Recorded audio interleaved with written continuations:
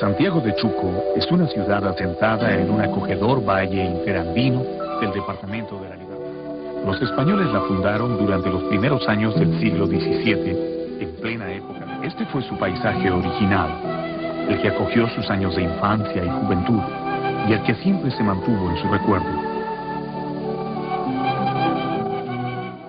El poeta nació en esta casa el 16 de 1992. Era el último de los 11 hijos de don Francisco de Paula Vallejo y de doña María de los Santos Mendoza. Sus padres tenían una coincidencia que no era muy extraña en esa época. Ambos eran hijos de sacerdotes gallegos y de madres descendientes de la civilización chimú. Su padre hacía labores de abogado popular, un oficio que en ese entonces se llamaba defensor de pleitos. Era un hombre ya anciano que provocaba en el niño Vallejo una cierta mirada piadosa. Mi padre duerme. Su semblante augusto figura un apacible corazón. Está ahora tan dulce. Si hay algo en él de amargo, seré yo. Pero aun cuando el padre era una figura querida y respetada, el hogar de los Vallejo giraba alrededor de la figura materna. Ella presidía todos los actos sencillos de la vida casera. Doña María de los Santos se convertiría con los años en el personaje más entrañable de cuantos hubo en la vida de César Vallejo. Y mi madre pasea ya en los huertos, saboreando un sabor ya sin sabor. Está ahora tan suave, tan ala, tan salida, tan amor.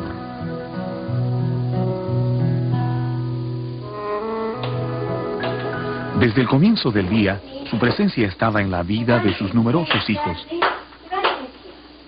Ella encarnaba una ternura esencial, aquella que se entrega sin aspavientos y a veces con falsa severidad. Y nos levantaremos cuando se nos dé la gana.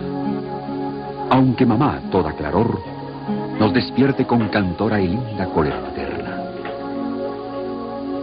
Nosotros reiremos a hurtadillas de esto, mordiendo el canto de las tibias colchas de vicuña. Para el hijo que sería poeta, ella empezó a convertirse en símbolo. La madre ya no era solo la madre, sino un ser universal que protege y alimenta, y que los hombres reclaman cuando viven situaciones de orfandad. Vallejo la recuerda siempre así, tierna y preocupada por el futuro de cada hijo, como en el desayuno que narra en uno de sus primeros textos en prosa. Aquellos desayunos de 8 y 10 hermanos, de mayor a menor, como los carrizos de una andana. Entre ellos yo, el último de todos, parado junto a la mesa del comedor, engomado y chorreando el cabello que acaba de peinar a la fuerza una de mis hermanitas. En la izquierda mano, un bizcocho entero. Había de ser entero. Y con la derecha de rosadas falanges, hurtando escondidas el azúcar de granito en granito. Pobrecito mi hijo. Algún día acaso no tendrá a quien hurtarle el azúcar cuando él sea grande y haya muerto su madre.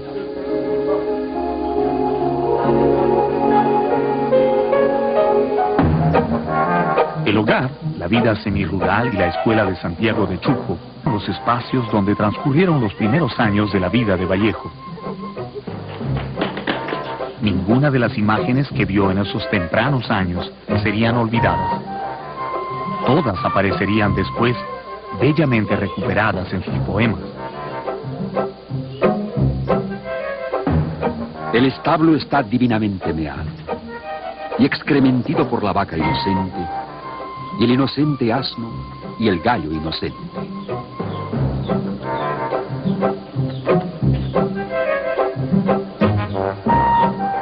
Llevado por su padre a la provincia vecina de Huamachuco. Allí estaba el Colegio Nacional San Nicolás, uno de los pocos colegios con educación secundaria en la zona. Fue un alumno por encima del promedio y obtuvo diplomas de honor en cursos como aritmética demostrada, geología y mineralogía, cursos que indican un primer interés por las ciencias exactas. Y efectivamente, a pesar de ya haber escrito algunos versos, el joven Vallejo les confiesa a sus amigos que sentía una gran inclinación por la medicina.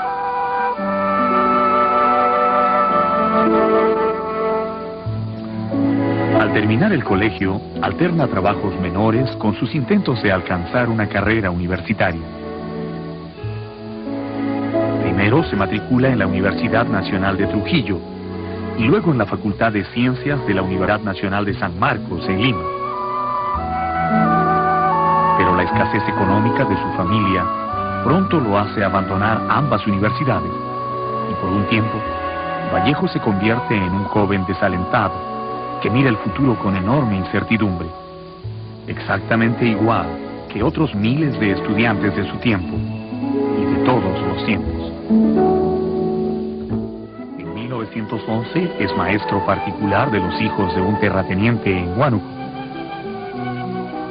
Un año después, trabaja como ayudante de cajero en la hacienda azucarera Roma, a pocos kilómetros de Trujillo. Estos trabajos le dieron a Vallejo la experiencia de un Perú distinto al de su tranquilo Santiago de Chuco. Vio los contrastes del país, supo de la soberbia de los poderosos y de la miseria de los trabajadores en las minas y los latifundios azucareros.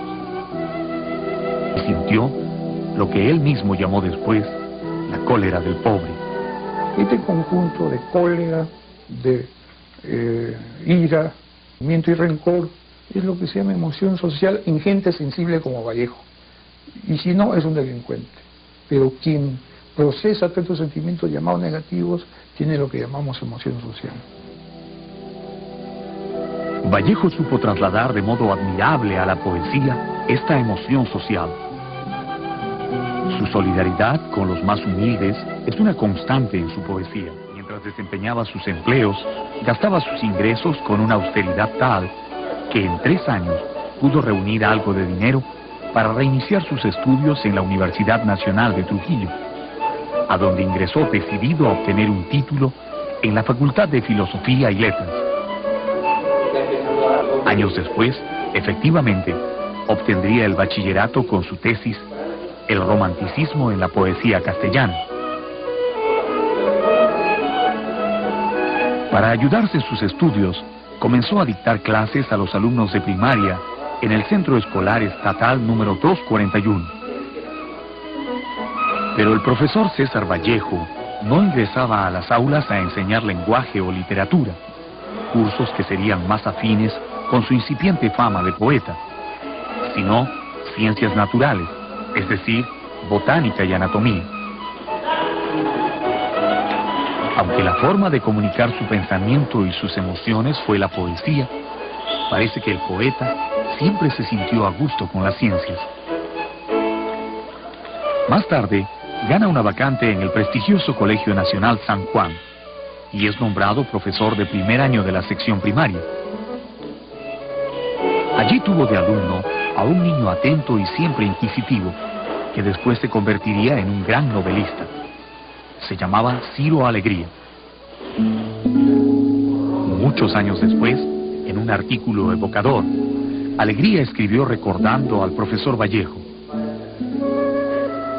Aunque a primera vista pudiera parecer tranquilo, había algo profundamente desgarrado en aquel hombre.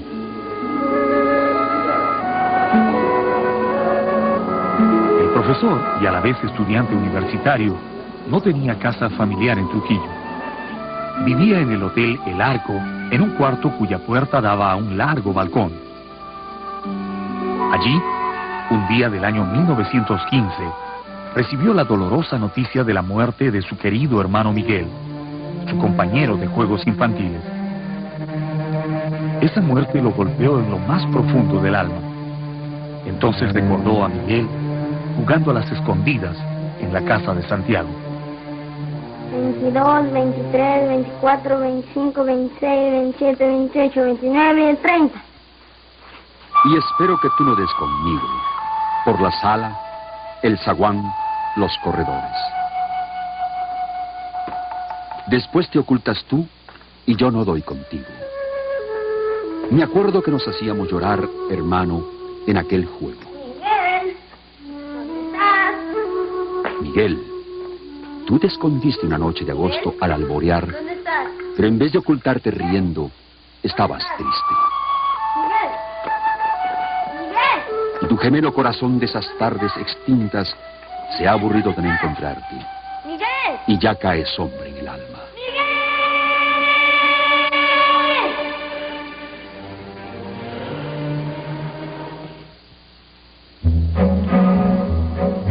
La formación intelectual de Vallejo no solo se dio dentro de las aulas universitarias. En el Perú de esos años había un dinamismo en todas las áreas de la cultura que iba más allá del horizonte universitario. Pues la generación de Vallejo es la generación de Mariátegui, la generación de Raúl Porra Barnechea, de Basadre. Habría que ver que Vallejo es una expresión...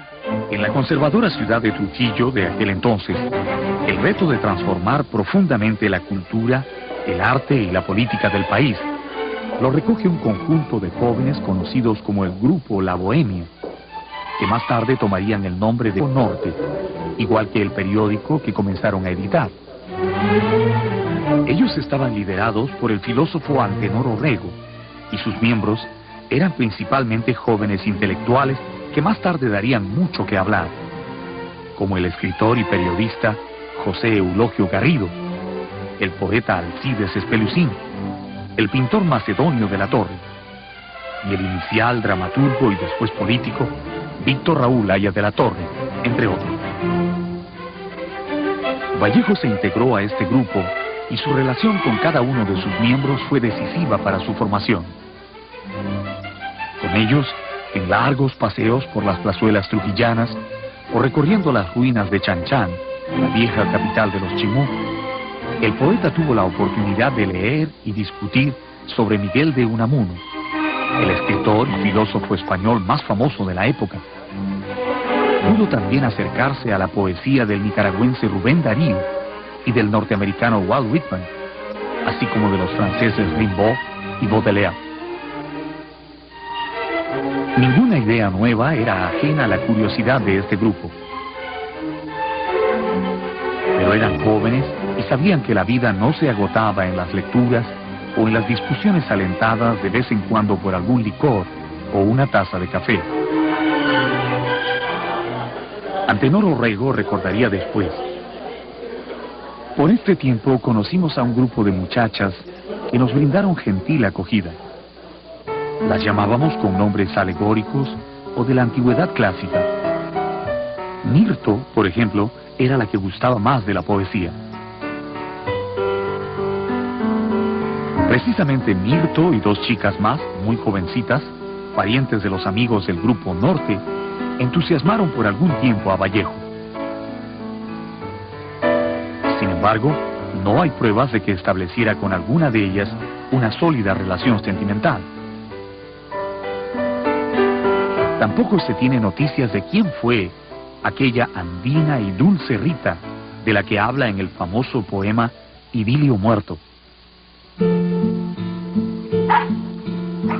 Más bien en sus versos aparece de vez en cuando una muchacha de Santiago de Chuco que él recordaba en sus momentos de soledad trujillana. ¿Qué será de su falda de franela, de sus afanes, de su andar, de su sabor a cañas de mayo del lugar? Ha de estarse a la puerta mirando algún celaje,